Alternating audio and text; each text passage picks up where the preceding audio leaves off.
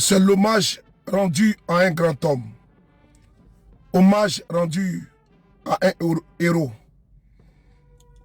Hommage rendu à un digne combattant. Hommage rendu à un digne fils d'Afrique. Hommage rendu à un digne soldat. Hommage rendu à celui-là même qui a porté la lutte. Sadio Camara, né à Kati, tombé à Kati. Aujourd'hui, 30 avril 2026, le général Sadio Camara, la nation tout entière, le Mali, l'Afrique, a eu une pensée pour son fils qui est passé du visible à l'invisible. Il a été porté dans le panthéon des Africains qui ont toujours défendu la cause noble et digne, la souveraineté du continent africain. Sadio Camara a vécu utile. Sadio Camara a combattu pour la justice.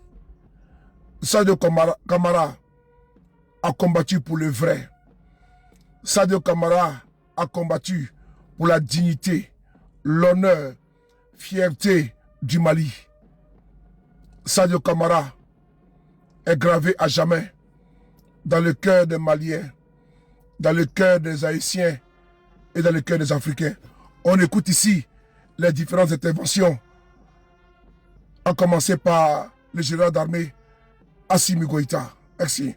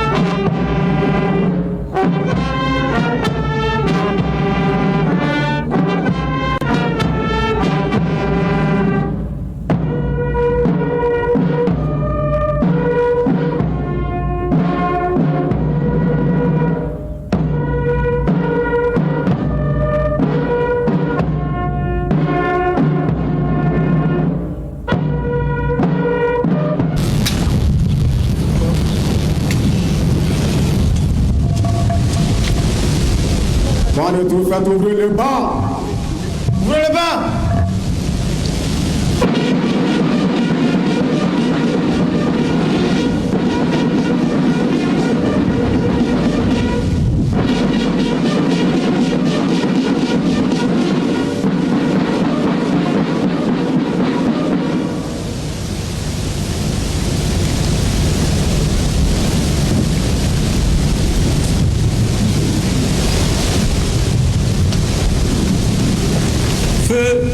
Général d'armée Sadio Camara, je vous remets les insignes du grade de général d'armée à titre posthume.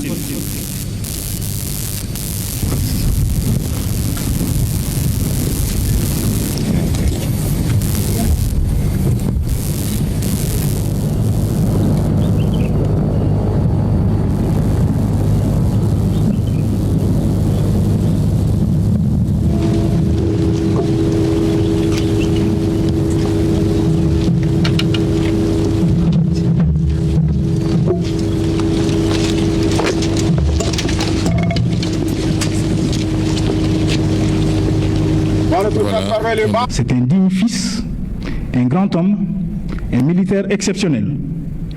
Et surtout, pour nous, un frère irremplaçable que la nation tout entière a perdu. Le baobab que nous pleurons aujourd'hui est tombé, c'est vrai, mais en tombant, il libère une immense clairière de lumière. Et c'est à nous désormais de ne pas habiter l'ombre de son absence, mais d'avancer dans la trace lumineuse de son exemple. C'est à nous de ne pas courber l'échine et de faire vivre les idéaux qui ont toujours habité l'homme et qui l'ont poussé à donner sa vie pour sa patrie. Au moment où les honneurs militaires vont retentir pour la dernière fois, que ce bruit ne soit pas un adieu, mais un appel. L'appel à garder vivant le meilleur de ce qu'il nous a offert, le sens du devoir, l'amour de la patrie et cette intime conviction que l'homme n'est grand que par le service rendu aux autres. Alors, dans le recueillement et la gratitude du cœur, nous pouvons murmurer les mots de l'ultime hommage. Adieu Sadio, adieu mon général, adieu monsieur le ministre d'État, ministre de la Défense et des anciens combattants. Adieu chers compagnons d'armes, adieu chers frères. Né à Kati, il s'est éteint dans la ville qu'il a vu naître. Victime d'une lâche et barbare attaque perpétrée par des terroristes, les ennemis de la liberté et de la paix. Le général Sadio Camara est tombé en héros, les armes à la main sur le champ d'honneur. Il n'était pas seulement un officier général, il incarnait aussi une génération de soldats décidés à redonner à la patrie malienne sa pleine souveraineté, sa gloire et sa dignité. Le parcours du général Sadio Camara, ses décisions et son sacrifice témoignent d'une fidélité inébranlable au Mali. Loin d'être une disparition, c'est toute une page de courage, de détermination et d'engagement d'un officier patriote au service du Mali et de la Confédération des États du Sahel qui se magnifie. Comme le dit un proverbe bambara, celui qui a fait son devoir envers sa patrie a accompli sa mission d'homme. Nous ne reviendrons pas sur son parcours élogieux, présenté par des voix plus autorisées. Pour notre part, nous ne doutons pas que son héritage de fermeté, d'engagement, de patriotisme, de dévouement continuera d'inspirer des générations d'officiers.